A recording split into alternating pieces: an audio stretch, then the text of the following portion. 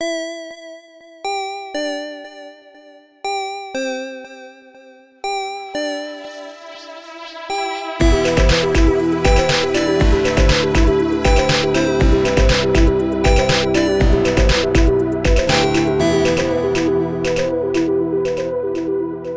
everybody, before we get into this week's episode, just a reminder that on Monday the 25th at 7 p.m. Eastern, over at twitch.tv/The Critshow, we are going to be starting a new streamed monthly Monster of the Week game run by Tass called Lucid Inc. Much like the game that Tass ran previously, End of Days, this will have a little bit of a rotating cast as people are available, but it will be the last Monday of every month, and that'll be at 7 p.m. as opposed to our normal 8 p.m. start time. So if you'd like to join us to see this story that Tass has described as Inception meets Nightmare on Elm Street, I highly recommend you join us for the last Monday of every month at 7 p.m. Eastern over at twitch.tv/The Critshow to see the story of Lucid Inc. Also, just a little reminder that next week you're going to be getting 2 episodes. You're going to get episode 4 and 5 of Further Investigation. Then the following week, you're going to get episode 6 and the Q&A.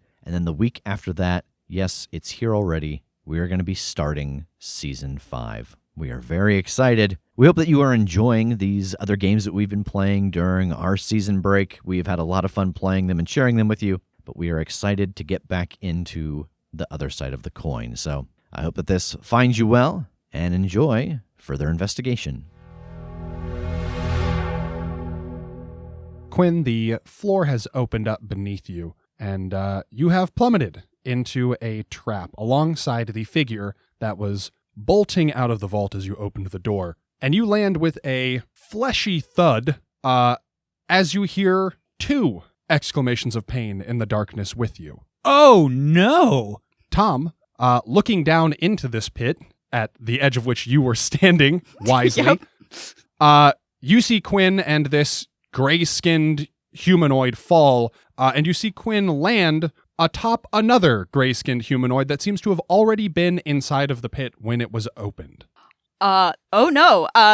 Looking around, is there a way to, like, now that I've seen this trap in action, is there a way to, like, keep this floor from closing back up or otherwise stop it so that I can free my friend? You don't have disable device, right? No. Make a perception check. Okay. 13. Without, like, knowing the inner mechanism of the trap, I think just generally speaking, you saw how it opened, that just kind of 2 sides hinged downward and will have to hinge back upward to close. So I think you get the impression that if you could wedge something, like, between them that would prevent them from closing towards each other again, or something, like, in the hinges that would prevent them from flipping upward, you might be able to stop this mechanism from closing. I don't think you have a good idea of how long you've got before that starts to happen, though. Fuck. Then I think, not knowing what to do, I'm going to uncoil my 50 feet of rope and throw it down for Quinn. Quinn, what are you up to? You have heard 2 other figures down here in the darkness with you, and you can feel something squirming beneath you. Is this far enough that I can't, like, see very well? It's like dim light. It's just like a story down, but the only light coming in is from the wall torches in the hall above you, which aren't exceedingly bright to begin with. Okay, I think I'm just sort of rolling back to my feet and getting a little distance between these 2, not knowing what to expect. I think I have that super cool Owen from Jurassic World handout, just trying to, like, give pause, like that I'm not necessarily here to fight unless they're going to start shit. Yeah, you roll to your feet and you see these 2 figures stand. They are a little bit taller than you, pretty lean, kind of lanky. They are bald with kind of misshapen skulls and gray skin, and they are both, like, getting back to their feet and looking at you. The one that seems to have been the one that fell in with you is keeping its eyes specifically on you. The other one is kind of looking up and around at, like, the change in circumstance that this door is open. And as you are squaring off with these, you hear the thunk of rope hitting the ground behind you. Oh, that's my cue. And I want to try to scramble up as quickly as I can. All right. why don't both of you roll initiative for me, Kim Oh, and Tass? darn. Okay. I've always wanted to fight Tass. Oh, no. 6. 20. First up in the order is Tom. Nice. You can see that like all three of these figures down here are kind of poised to launch as the rope hits the ground. But you're the fastest, so none of them are doing anything exactly yet. Yeah, if I'm able to scooch that rope a little closer to where Quinn is specifically. Yeah, fair. Cool. No problem. Excellent. Is there anything else you want to do? Or you just want to wait until Quinn tries to make a jump at this rope? You said that one of these creatures is seems like a little confused and the other one is rapidly looking for a way out. Basically, yeah. Okay, cool. I want to lock eyes with the one that is looking for a way of escaping, and I'm going to start very lightly singing, and I would like to use my Fascinate ability. I need them to make a will saving throw. That is a critical miss. So the creature sits quietly and observes the performance for as long as the bard continues to maintain it. Okay. While fascinated, the target takes a -4 penalty on skill checks made as reactions. That's solid. Yep. Excellent. Okay. Next in the order is the one that fell in with Quinn, who makes a run for it. Quinn, this figure tries to book it right past you and head for the rope. If you want, this will provoke an attack of opportunity. You could strike out as it goes, or try to grapple it, or trip it, or some other combat maneuver. Yeah, I don't really want to hurt them yet necessarily, so I want to try to get them on the ground. Maybe trip them, I think, is the goal. All right. Make a CMB check. That is your combat maneuver bonus.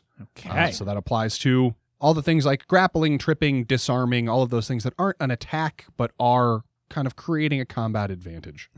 Okay. 14. That'll do it. That will meet or exceed its combat maneuver defense. So what does this look like as you trip this thing up? I think it's just sort of using its own momentum against it as he runs forward. I'm just kind of doing that spin where I use my shoulders to knock him off balance and run him into the wall. That, of course, that classic spin Yeah, where you know. use your shoulders to knock him off. Yeah, I know. It's so Jackie Chan. Come on, let me have this. All right. The creature falls prone on the floor of the pit. Next in the order is the other creature, which is absolutely enraptured by Tom's beautiful song, and is just sort of smiling and gingerly clapping along to the melody, and otherwise does nothing. Quinn, you're up. I'd love to get up this rope. Make a climb check. 18. No problem. You are able to scramble up this rope and reach the top of the edge of the pit where Tom is standing and singing. Tom, Quinn makes his way out of the pit next to you. What would you like to do? Okay, so I'm going to stop singing, but because I have the feat lingering performance, the effects of my bardic performance will last for this round and the next one.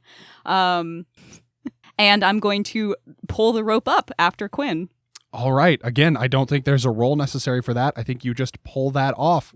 The one that was knocked prone starts to scramble to its feet, and it says, "Now, please let us out. We'll tell you anything you want to know." I think I draw my bow, and I don't I don't level it. I'm not aiming at them, but I have it at rest.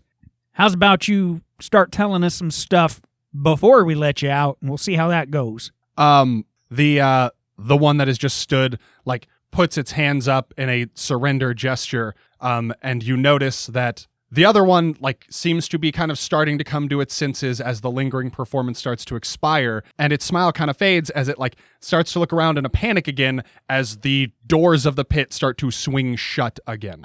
Oops. And the one that just got to its feet with its hands up is "No, please, God, yeah, we'll talk to you. Please don't leave us in here." Can I get out my whole coil of rope and jam it in one of the hinges, one of the sides where it's starting to close to try to stop it? Yeah.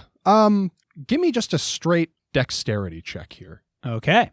No, 6. Yeah, I think you pull out your coil of rope and you start to hustle over there, but the footing and the timing is just not quite right, and the doors of the pit trap shut again into what appears to be a flush floor. And you can just kind of hear the muffled, like, cries of protestation from underneath from these two creatures. Oh, shit. I get down on my hands and knees and, like, put my mouth to the floor, like, cupping my hands against it. Well, we'll try to figure out this damn thing and get you out. I don't know, you can understand anything through this metal. Shit, just hold on. And you just hear, like, I know, calm down. Rayner and Celestine, you arrive at the locked box and enter through the front doors to see this scene of devastation. You know that there was the break-in here. You can see all of the broken cases, kind of scattered goods. And currently in the room, you only see one figure. It appears to be a guard, and he is patrolling, like, surprisingly on edge, considering you know that your squad mates should be here somewhere. I'll go over to him. Excuse me, sir. He, like, turns rapidly with, like, a sword in his hands. Whoa! Like, ah! Whoa! It's okay. I put my hands up. Sorry. We're looking for our friends. They should be here investigating. Oh, yeah. Sorry. Yeah, they're downstairs.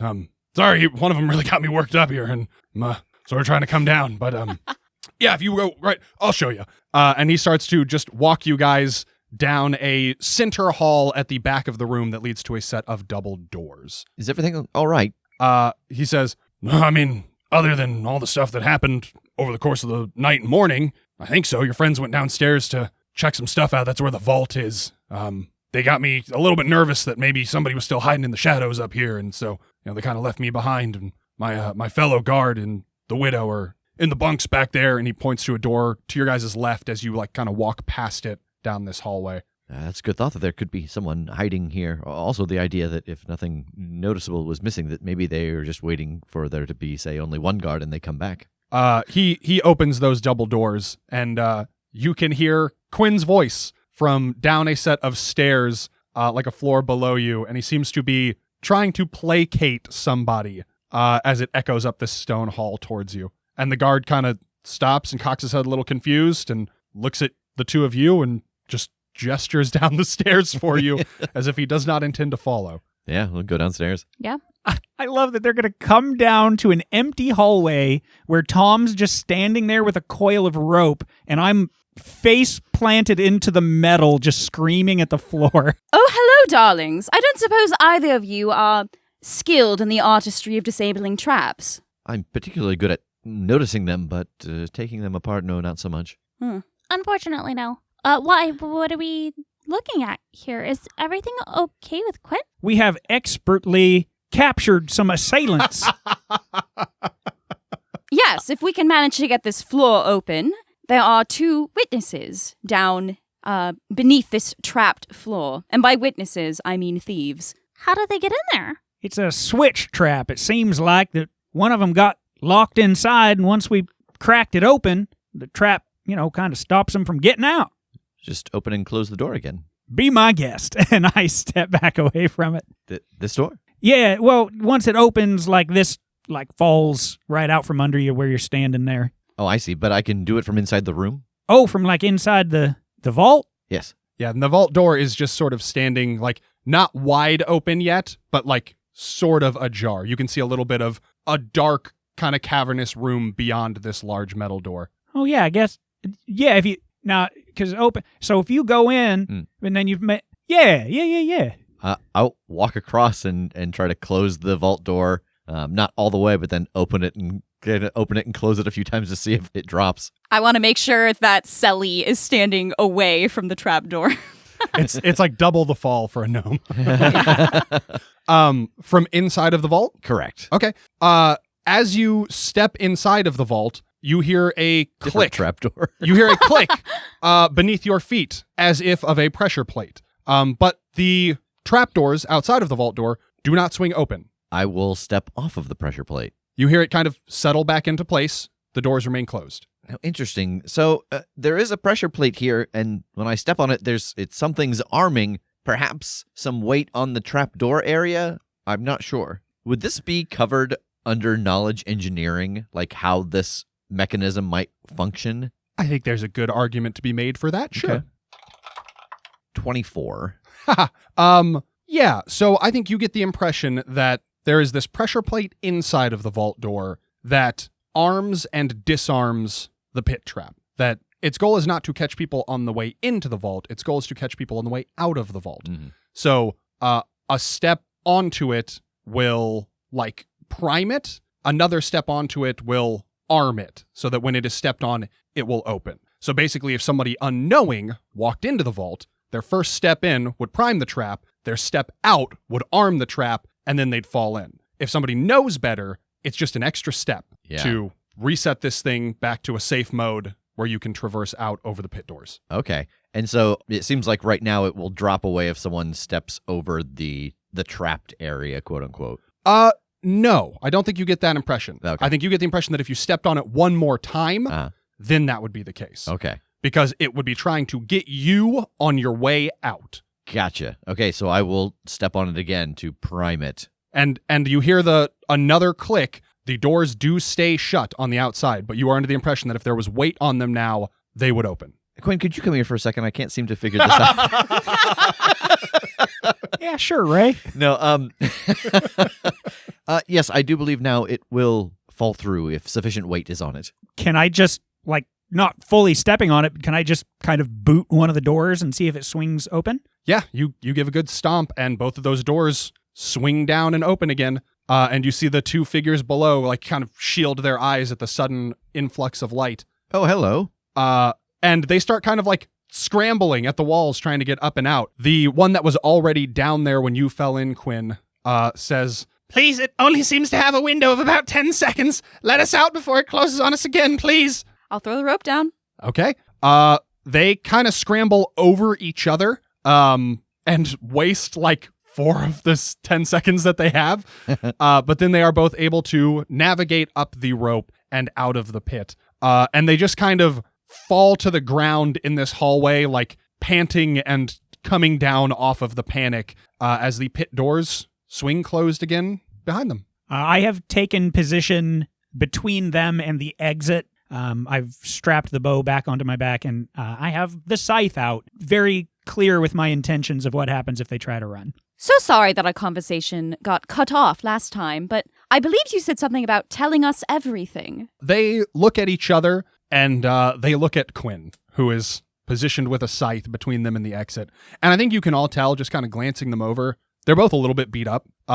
Neither of them seems to be in, like, prime condition right now. And the one that was already in the trap lets out a little bit of, like, a whimper. The other one lets out a little bit of, like, a grunt of discontent. But the one that whimpers says, "We'll tell you anything that we know. We were sent here to kill guards and steal from the store, and we were trapped. The guards were not how we expected them, and we were able to eliminate one. But when the rest returned, we scattered, and I fell in the trap because Zakar armed it when they went in the vault." You were sent? Who are you sent by?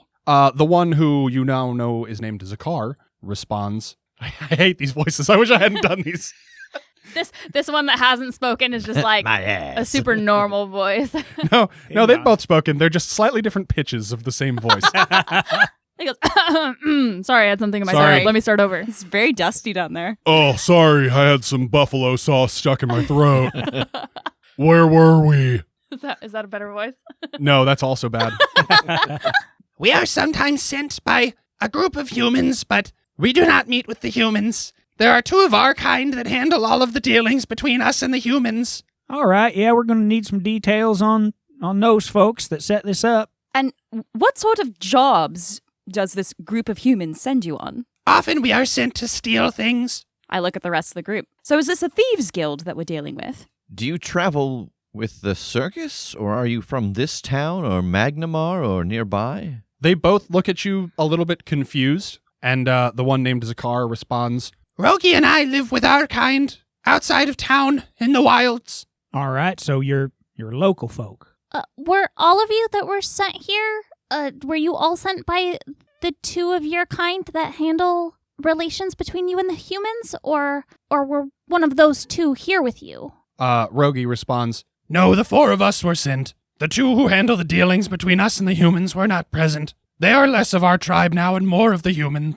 I look at Rayner. These are definitely the same kind of beings as the one that was at the temple. Is that uncommon for skulks to, like, break away from their group and live amongst, like, other name givers, or? Yeah, I don't think that one necessitates a roll. Skulks are uncommon, but they're not unheard of. And I think the one thing you would know of them is that they don't, like, orient with humans very much. Like, they are, a humanoid race that has broken off into their own small, like, very small societies. Like, they don't do well in large groups. And yeah, they don't associate with people except to, like, take from them, usually. How many jobs would you say you've done with this group of 4? They both start counting on their fingers and then, like, on their toes, and then they seem to get confused about how many they've counted, and they start over, and then they're doing it on one hand and their toes at the same time,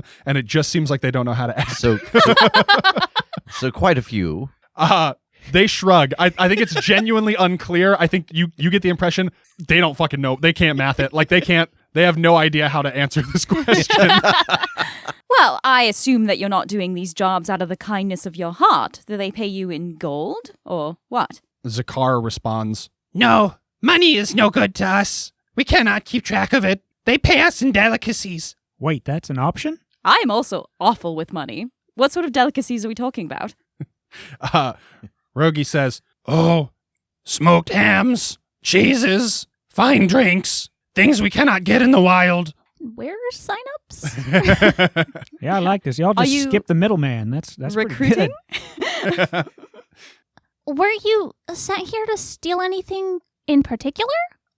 They look at each other, like seeing if the other knows the answer to that question. And neither of them seems to have the answer. And Zakar shakes their head and says, "We were told to come in, kill guards, and take." So no specific target except for perhaps the concept of people stealing and killing the locals.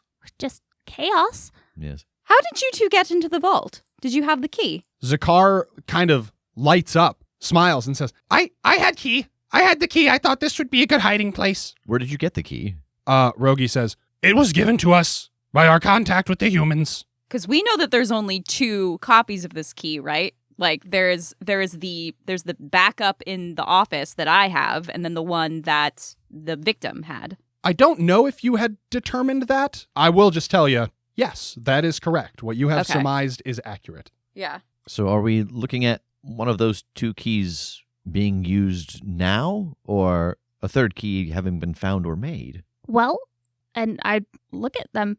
Do you still have the key then? Zakar reaches into a small pouch that hangs at their waist and pulls out a functionally identical iron key to what you guys found to open the vault door.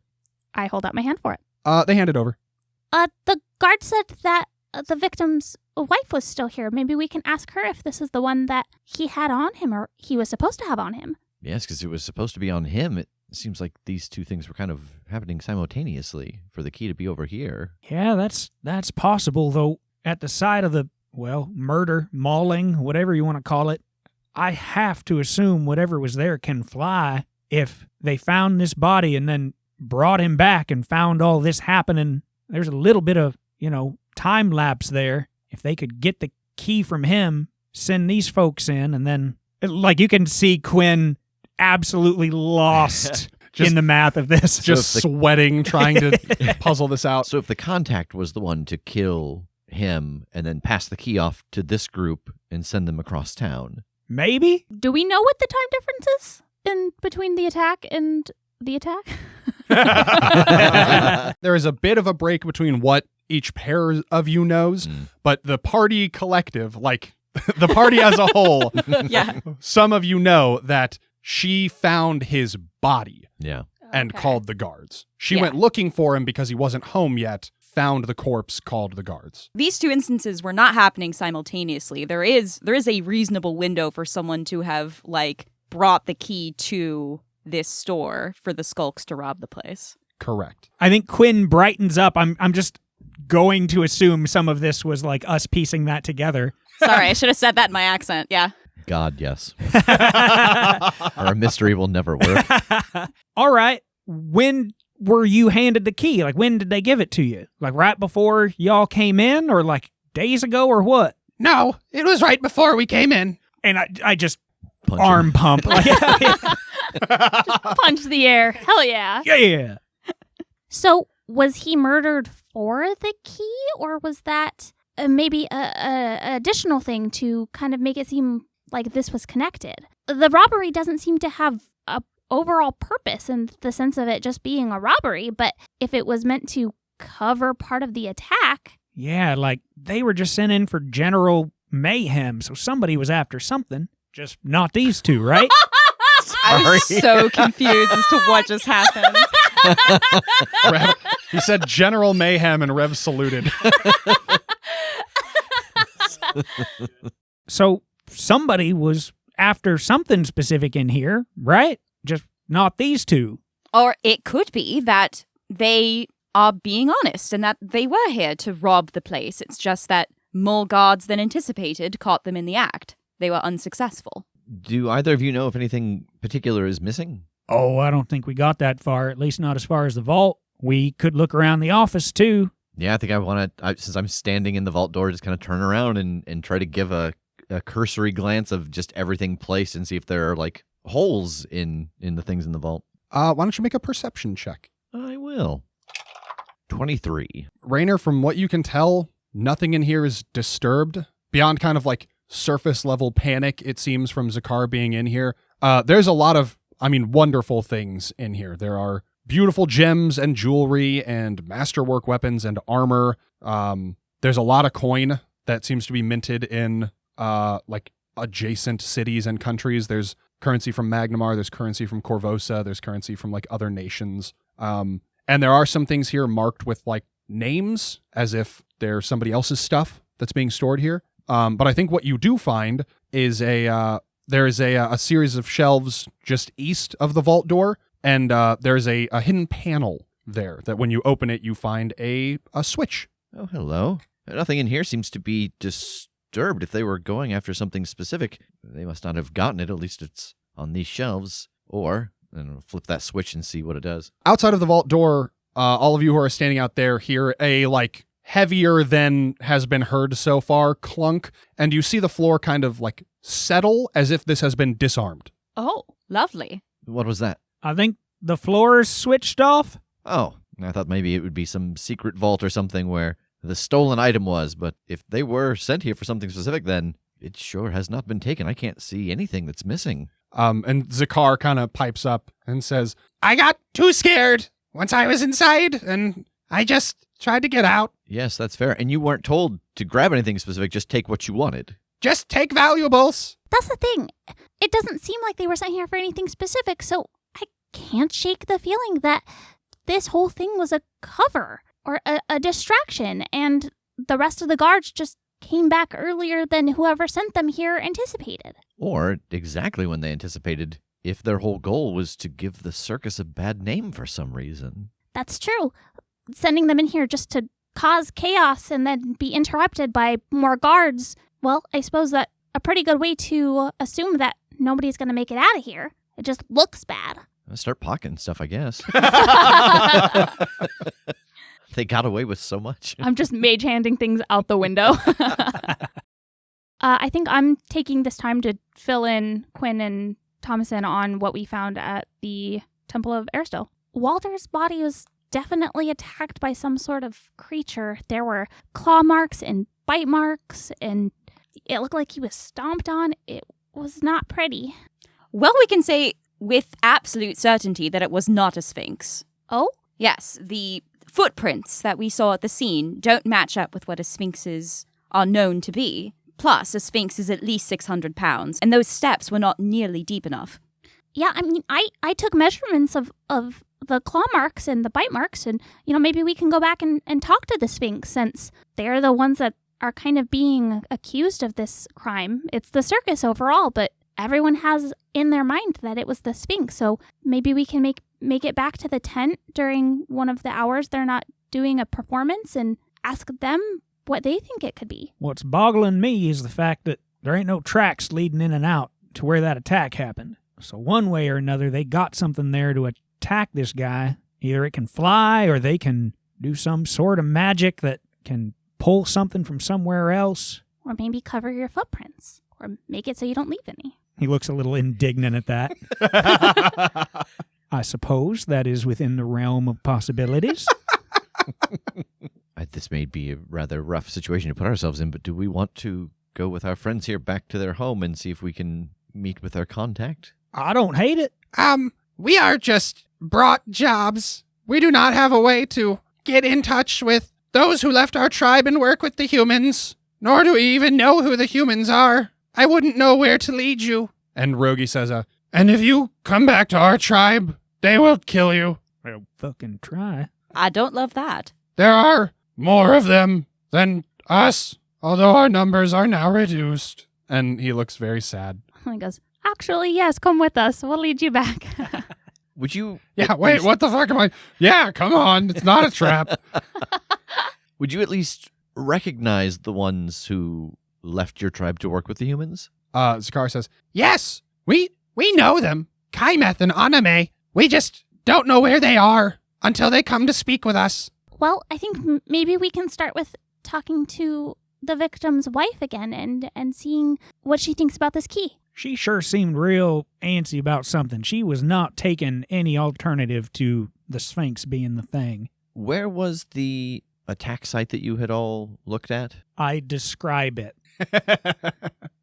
Yeah, it was along the road between here and the carnival. You know, the road up out of town towards the carnival, like, hits town proper, and kind of like the main thoroughfare branches off. And like the branch from kind of the heart of town to the shop and their home was where the body was found. Could we, if we're going to speak to her, could we swing by that on the way? The widow is present. She's in this building. Oh, God. She's right behind me. Yeah. She's been listening to all of this. Zakar peels off a mask, and it's been the widow all along. Why? Is there something you think we missed? Well, I'm just curious. Something that was biting and scratching, not big enough to be the Sphinx. I would be curious to see the footprints and the bite patterns to see how they might match up with the monitor lizard. Did those footprints that we saw, would they appear to be the same size as that of a monitor lizard? I think you, having examined them, could kind of roll a retroactive knowledge nature here. Sure, yeah. Can I aid? Absolutely. Okay. Oh. Well, that first roll was really... Wait, what does aid do in Pathfinder?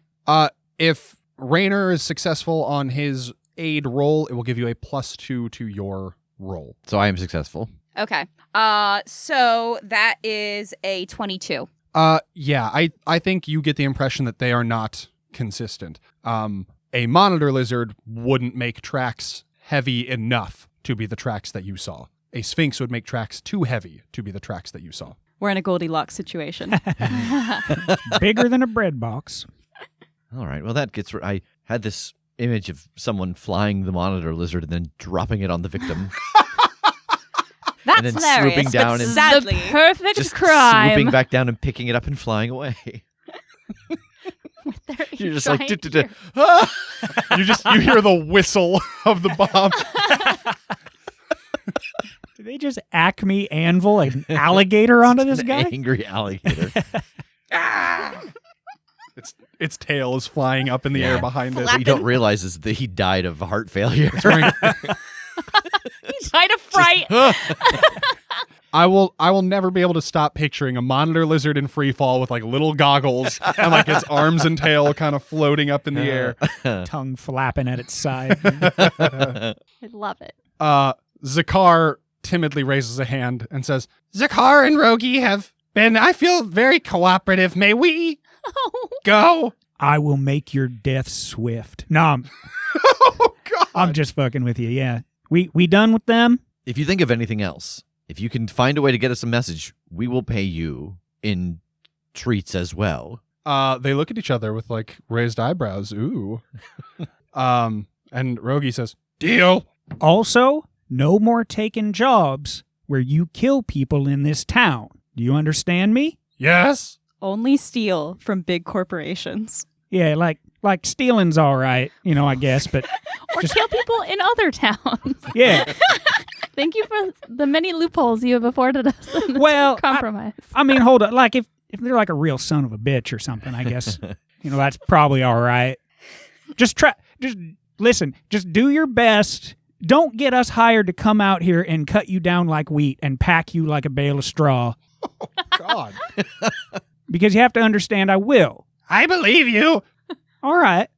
So we're cool. They start to take like tentative steps towards the staircase. Perhaps someone should walk them out so Yo. that they don't get slaughtered by the guard at Yeah, the I top of got the it. stairs. The guard immediately. Oh, shit, we forgot something. Yeah, I'll walk them out. I primed the trap. No, I'm just kidding. Yeah, are the rest of you hanging out down here any longer? Or is it time to move elsewhere? I think we've kind of seen everything there is to see down here. Yeah, my God, let's get out of this hallway.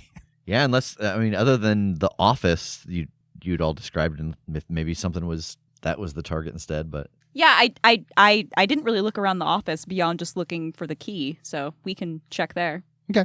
All right, so you guys reseal the vault, presumably? Yeah, I'll rearm it. Okay. And you all head upstairs with Zakar and Rogi. As you open the double doors at the top of the stairs, that one guard is still, like, a little bit less nervously patrolling around, and he looks over in your direction and does a double take wide-eyed at the two skulks, and raises his sword and starts to charge in their direction. Hey, cut it out, motherfucker. We took care of it. Make an intimidate check. I will. Now, is this with your charisma, or did you take the feat that lets you use your strength? I add my strength to my Nice. total. Oh, nice. 12. Now add your die roll. He slows, and he continues to approach weapon up, but is not just like rushing in for a kill shot anymore. And he says, what do you mean you took care of it? These things are still fucking alive. Man, they botched their whole operation. You got some of them. They got some of you. We just got to calm the fuck down because they got information. We're going to send them back out. We might need them again. They're just fucking cronies, man. They are not in charge of what happened here. They don't know shit. So just calm down so that we can sort this out. I love that of everybody present, Quinn is the one who's going to roll diplomacy for this. Do it, son. Which one? Which one again? It's the D20 plus the diplomacy. Oh, okay. He's like, oh, I don't have that. 5. Say it one more time for me. 5. There we go. 555? Yeah. Wow. Yeah, he explodes. Through the power of your argument. He like kind of trains the point of his sword on one of them a little bit more specifically, and he says, "No way, man. You can't just let him go. Okay, one way or another, they got to be held accountable for what they did. And I don't care if that's me doing it or if it's the sheriff taking them or what, but they're not just getting out of here." Okay, I understand what you're saying. We will take him to the sheriff, and we'll talk to her about it and see what she wants to do, because unfortunately something very, very strange is going on here, and this was not just a random robbery. And in order to find out what's happening, we might need them to be able to get more information for us. So I'm sorry, but we can't just have you kill them on the spot right here. He continues, like eyes narrowed, looking among all of you, but he lowers his sword, and he says, "All right, I'm coming with you, though. I'm making sure these things make it to the sheriff's office." Well, who's going to stay here to protect the widow? Oh, well, my associate is still in there with her, so. Oh, okay. Just the one, huh? That went great for y'all last time.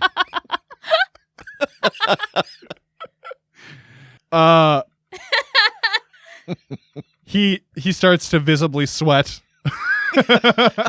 We haven't looked under every little crack and crevice in here, and I found 2 that you didn't. No, you're not doing this to me again. You did it to yourself, bub. No, I'm going with you, and look, there were 4 of them in here. One of them's in a body bag. One of them we saw get away. These were the only 2 we didn't know about, so all accounted for. It's fine. Except for the one that got away. Well, the one that got away, got away. I start singing. Make a will save. Okay. 17? Yeah, that succeeds. So I just I sing a couple bars, look at the guard, it doesn't seem to take, and I just sort of shrug and stop. The guard is like, well, what just happened? That was beautiful. Sorry, Thank it was just, when you get those songs that are just sort of stuck in your head. Yeah, for sure. Just shakes his head. Theater kids. Hey now, you're an all-star. All right. Is there anything do you guys want to go speak with the widow or search the office or anything before you get out of here accompanied by this guard to head back to the sheriff's office? Should check the office just in case. Okay. Yeah. I'll go talk to the widow. Okay. I'm staying with the guard to make sure nothing breaks bad. All right. Yeah, I'll go with Rayner to the office. Okay. All right. So Thomasin and Rayner, you head into the office. I won't make you roll. You have a thorough look around. There doesn't seem to be anything additional concealed in here. Again, like the vault and like the main foyer, there's lots of finery in here. Thomasin has seen this stuff already. Portraits, signed copy of the town charter, stuffed animals that have been hunted, all kinds of rich guy office shit. And the drawer that had the key in it has the books, the accounting books inside. But it seems very par for the course. Nothing here seems out of the ordinary as far as the two of you can determine. I know that you have just told us this, but I think in character I would just very quickly flip through the accounting books just on the off chance that is there a name in here that's familiar to any of the names we've heard at the circus? Does someone owe a debt or I don't know? Yeah, fair. Again, I'm not going to make you roll. Yeah. There seems to be no connection in these books between the Walders or the Lockbox and the circus. Okay. There are names of various townsfolk. You recognize some of the names you saw in boxes in the vault as items that are being stored on behalf of townsfolk. He's the moneylender. There are plenty of names in here and debts owed, but nothing that jumps out at you. Can you believe how much money Quinn has made as a bounty hunter? Look at this. It's impressive, honestly. I can't believe I didn't go to look at the accounting books. The city accountant. The accountant. Everything seems to be in order here. Would you agree? Yes, I would. And I want to put the vault key back in the drawer that I got it from and lock that drawer and place that key just on top of the desk. Okay. And I'm just going to change a few of the debt to positive columns just to help some folks out. The true hero. Robin Hood. This category for student loan debt. Burn that page. Celestine, you go into the barracks to speak with the widow. She is still sitting in there.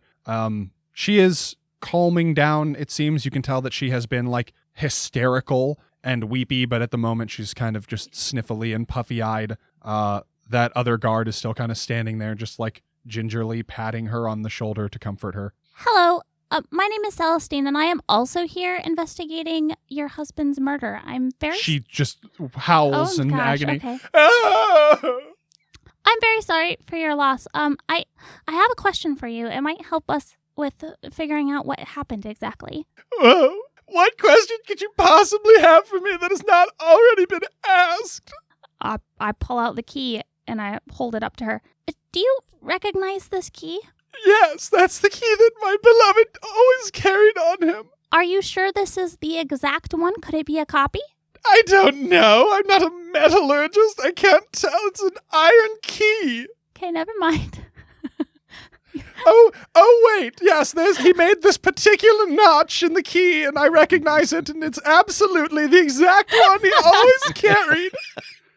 Okay, well, it seems like whoever killed him took this specifically from him then. She, tunes in. She's listening to you. She's trying to get herself under control. But she says, it would make sense. I mean, your friends used the one that was in the desk, so if they intended to get into the vault, they would have needed Archivant's key. It doesn't seem like they were here for anything in particular in the vault, though. Is there anything that's kept in there that maybe is hidden away that isn't something anybody who just randomly broke in might be able to find? She takes a deep breath to kind of calm herself a little bit, and she says, No, the vault is just where we keep our most valuable items. There are no hidden compartments. There's nothing notable to the best of my knowledge. There is a small fortune down there, but anything that is especially unique or beautiful, we keep out here in the display cases to show off. And even that, I mean, it's not like we had any named swords or anything of that sort. Just finery. And the one that got away didn't seem to make it with anything in particular that you've been able to find, correct? Oh, I mean, things are missing, for sure, but nothing that causes me any particular alarm. Some coin, some jewels. Well, all right. Thank you so much for talking to me. We'll let you know if there's any other questions that we think of. And if you think of anything that we haven't come across, that you happen to come across, please reach out and let us know. Okay, thank you. I look at the guard that's in here as well. Oh, also, I think the other guard will be coming with us briefly, so you're going to be here alone for a little bit, just so you know. He looks a little bit alarmed. He says, "What? Why? Where are you going?" Oh, we just have to run to the sheriff's really quickly. I just wanted you to be aware that you would be here to watch over Miss Walden. I mean, your buddy's the one that said like there could, the other ones could be lurking in the shadows anywhere. I don't want to be here alone. That's not his job. His job's not to go to the sheriff's office. It's to stay here and guard this place. You should tell him that then, because he's pretty convinced that he wants to go with us. He nods and he kind of marches over and opens the door. And he gasps as he sees Quinn and his comrade and the two skulks standing there. Sup? And he goes, "You found him?" Yeah. And Agnes also gasps and stands up from her chair and rushes over to the door to look. And she smiles. Like it's the first time any of you have seen her smile so far. She's like, "Oh, thank goodness. Oh, thank goodness. You got them. You're going to show them justice, right?" We're going to take care of it. Oh, look, they are also not carnies. And she seems off-put by that, and she says, "Well, how would I know? The circus has all manner of strange creatures and beings under their employ." 'Cause I'm telling you. I'm literally telling you right now. How do you know? Because I went to the circus. I've seen the people. These ain't them. You saw every single employee and exhibit of the circus? Ma'am, I'm the king of the circus.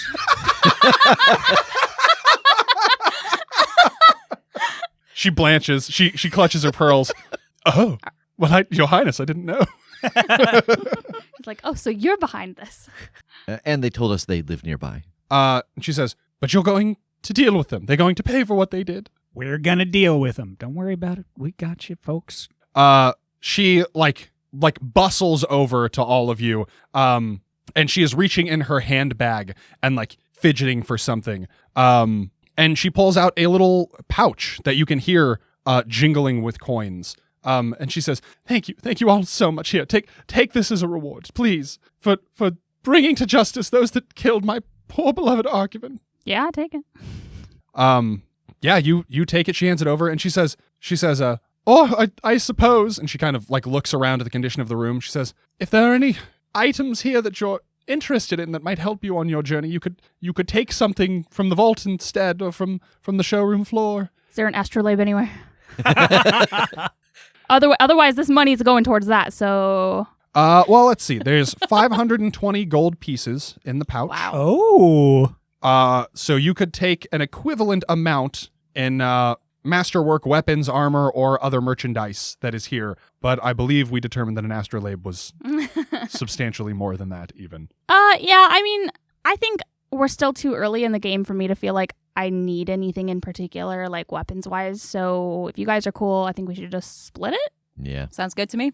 Yeah. We do that. All right. So the widow sees you off, less weepy than she has been thus far in your experience with her. The one guard stays behind. The other guard accompanies you back towards the jail. So you guys make it back through town and back in Sheriff Feldane's presence. And she is eyeing the two skulks up and down. She's like, "What are these supposed to be?" These are skulks. "And what is that? Are they circus folk?" No, they come from... these particular ones actually live right outside our fair burg here, and said that they have been hired numerous times by humans to pull off jobs just like this.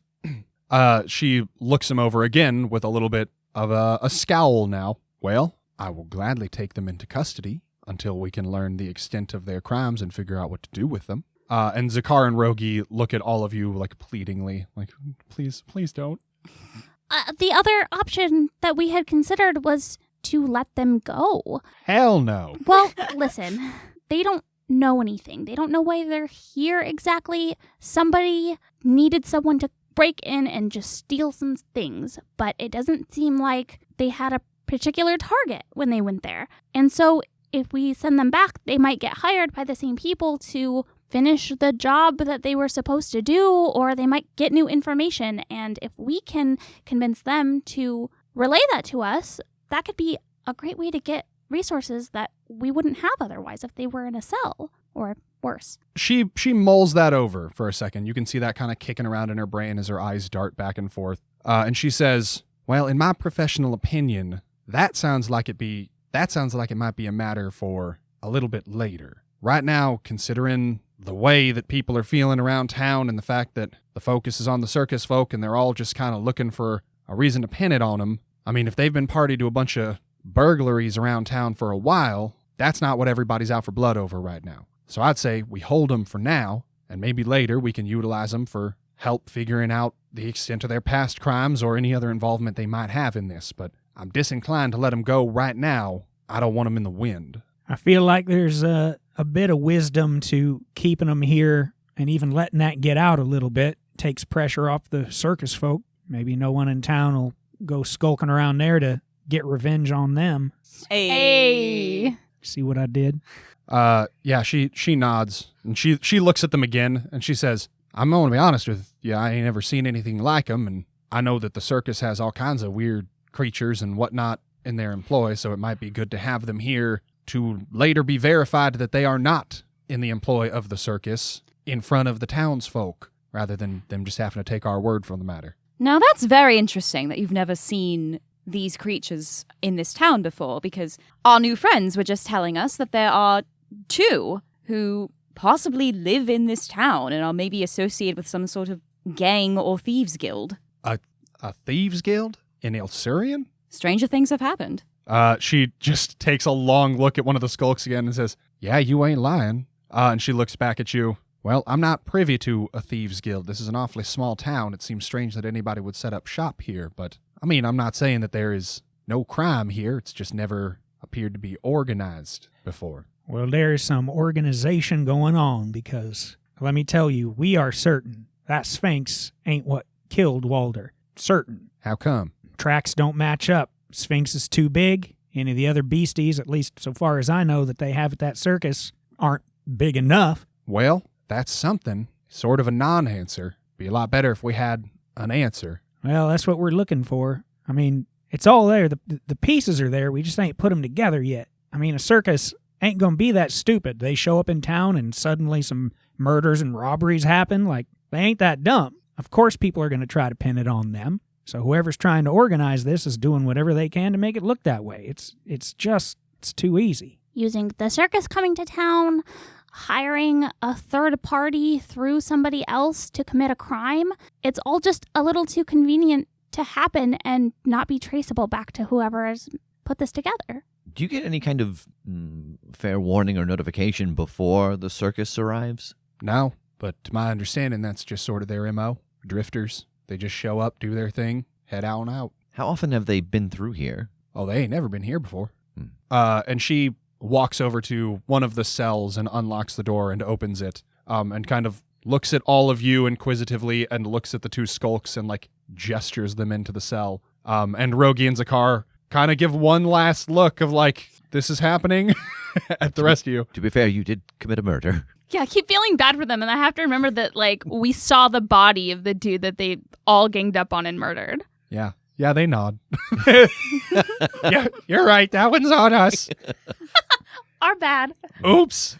They walk into the cell, heads hung, and she locks it up behind him. I only feel bad for them because of their voices are so They have cute. such cute little voices.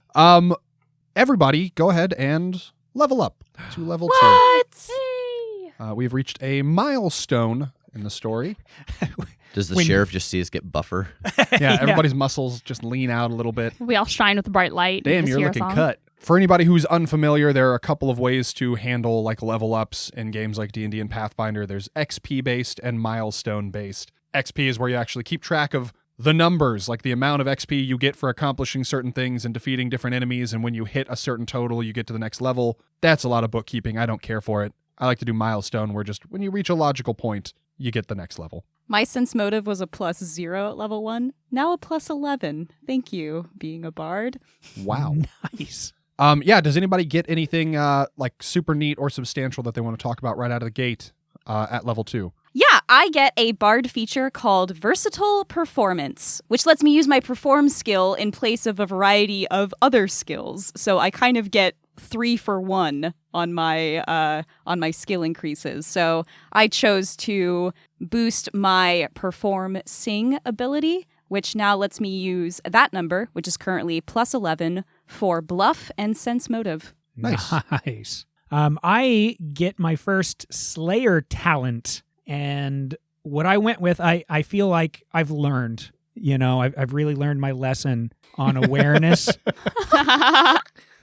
So I went with what's called trap finding. So disable device is now a class skill, and I get trap sense along with that. So I have a +1 to my reflex saves to avoid traps, and a +1 dodge bonus to trap attacks if they go off near me. Okay.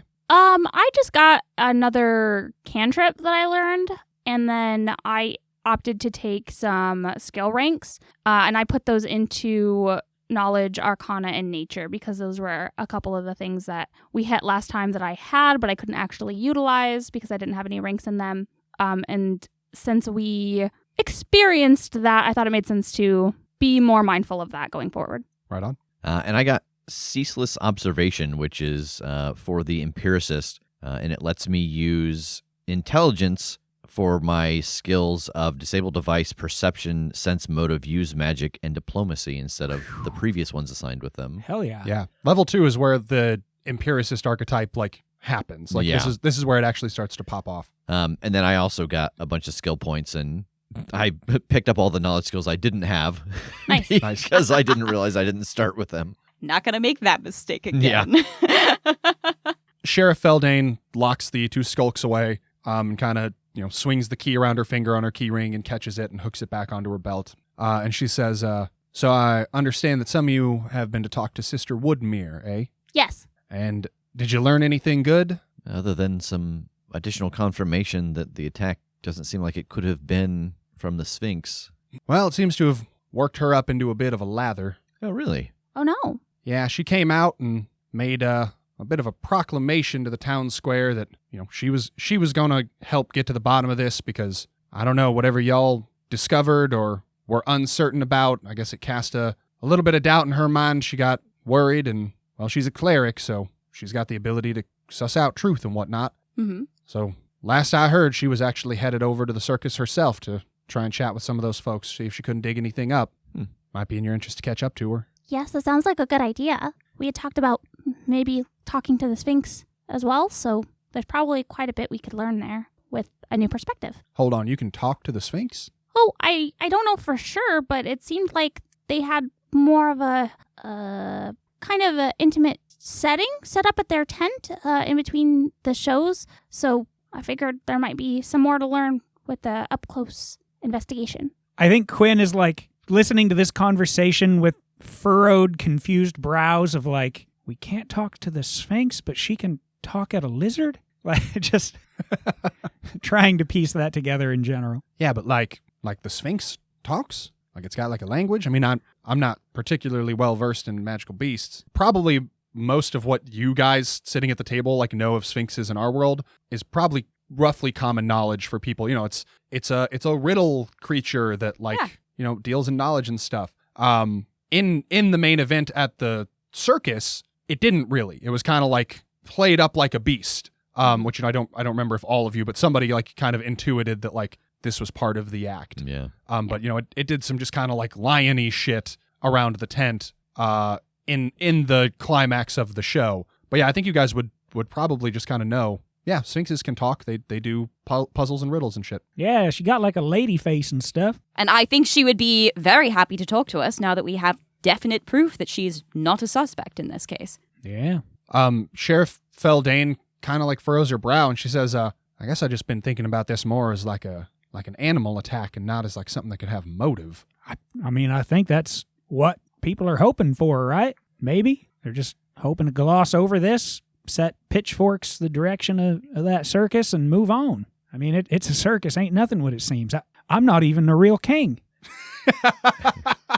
Yes, I don't want to accidentally insult you. That is not my intent, but even when we brought them in, you yourself said, oh, yes, the circus has all types. How do I know they didn't come from there? I think that sentiment is carried very heavily in your town. And so leading the sentence that way, I think it gives you an impression of what everyone is feeling. Her face kind of drops a little bit. She looks a little bit ashamed. And she says, she shakes her head and she says, yeah, I told you, I try to rise above things like this, but sometimes I forget. I'm a product of where I'm from, and that's not always the greatest. So I apologize. I will try to be more mindful moving forward. I can't make the same guarantee for all the townsfolk, but I'll try to keep them honest, and I'd encourage y'all to do the same. Yes, I think along those lines, perhaps we should hurry back to the circus, because even if she is able to force the truth, true words can be twisted to meet certain ends. Yeah, and a pissed-off cleric's scary. Okay, so heading back towards the Umbra Carnival? Yeah. Okay. You all start making your way up out of town, and I think you notice that, like, it's a little bit empty through town, a little bit emptier than you've gotten used to seeing, and that strikes you a bit odd until as you get closer, you kind of hear, like, a ruckus, like a crowd up the road in the direction of the circus. And as you get closer, you can see a bunch of townsfolk at the entrance to the Umbra Carnival at, like, the main gate. And there seems to be one member of the town who is kind of, like, rallying this mob, and a slew of carnival guards that are standing in defense of what seems to be an impending attack.